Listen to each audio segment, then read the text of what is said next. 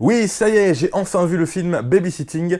Je vous avoue que j'ai été très agréablement surpris. Je m'attendais à un projet X à la française un peu raté, à un found movie français totalement naze. C'est pas du tout le cas, j'ai adoré. Found movie, je connaissais pas, hein. Je viens de découvrir le terme. Found movie, tout simplement caméra trouvée.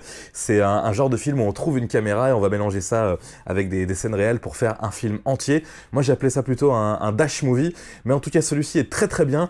Je dirais même que les found movies français, il y en a pas beaucoup, hein. Il y a que celui-ci d'ailleurs qui soit connu, sont du coup presque meilleurs que les Américains, parce qu'on arrive à faire ce qu'on sait bien faire nous les Français, des bonnes petites comédies. Là c'est comédie d'action avec un peu de morale à l'intérieur. On verra que le personnage du fils de Gérard Jugnot, grâce aux événements du film, va se rapprocher de son père, donc il y a quand même un intérêt à tout ça. C'est pas que des enchaînements de prises de vue festives et rapides où on s'amuse. Non, il y a aussi entre guillemets une petite morale dans ce film, et c'est pas forcément le cas dans les found movies américains. Donc là, bravo aux Français, bravo à Philippe Lachaud, personnage principal du film et réalisateur aussi. Moi je le connaissais dans la bande à Fifi sur Canal+, j'aimais pas du tout la bande à Fifi, mais là je suis totalement réconcilié avec ce mec. Je comprends son humour, je comprends son délire. C'est pas le meilleur acteur au monde, mais en tout cas il a une belle gueule, il est beau gosse, il est cool.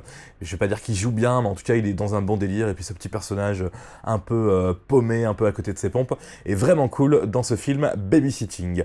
Le budget de Babysitting, 3 millions d'euros, ça peut paraître être une grosse somme, mais 3 millions d'euros dans le cinéma français, c'est de la rigolade, c'est un tout petit budget, et c'est l'un des films les plus rentables, parce qu'il a fait quand même pas mal d'entrées, plus de 2 millions d'entrées, donc ils ont gagné beaucoup d'argent avec ce film, et c'est vrai que c'est fait intelligemment. Déjà on a réussi à mettre quand même des têtes d'affiche, Gérard Jugnot, Clotilde Corot, c'est la stratégie vraiment payante. On prend des têtes d'affiche, on fait 2-3 scènes avec eux, il y en a plus que 2-3, mais en tout cas c'est un petit peu ce qu'on essaye de faire, on leur donne le cachet, et puis après on fait le film entre potes, avec donc Philippe Lachaud, et un autre que j'ai apprécié dans le film, c'est Tarek Boudali, que je connaissais pas non plus, et qui est vraiment drôle aussi, qui est vraiment cool.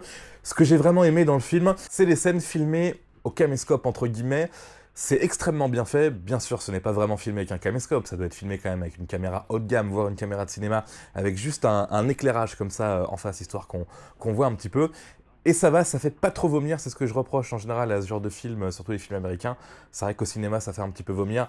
Là, c'est plutôt contenu, c'est plutôt bien. Le scénario, entre guillemets, est plutôt correct et acceptable. On va vraiment avoir une situation initiale, un élément perturbateur, une forme de résolution et même une happy end à la française, donc ça cesse regarder, c'est pas trop long, ça dure 1h30, et franchement on ne s'ennuie pas du tout.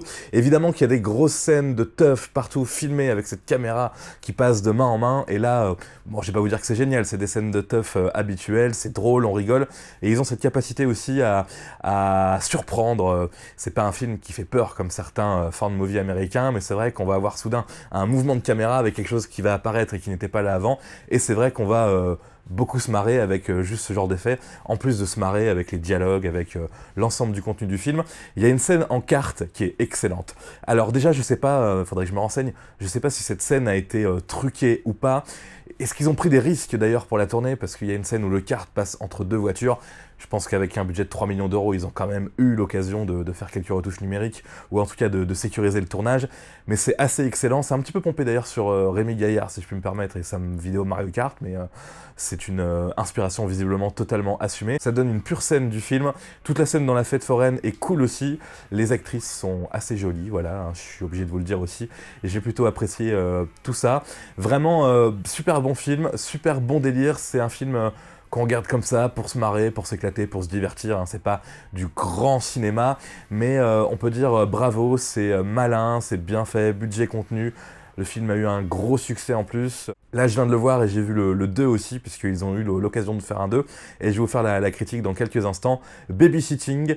Comme Projet X, c'est un film à voir absolument juste pour le genre du film, pour voir un petit peu à quoi ça ressemble. En plus, on se marre avec de jeunes acteurs vraiment cool. Et Gérard Jugnot qui est pas trop ridicule, qui est à peu près bien.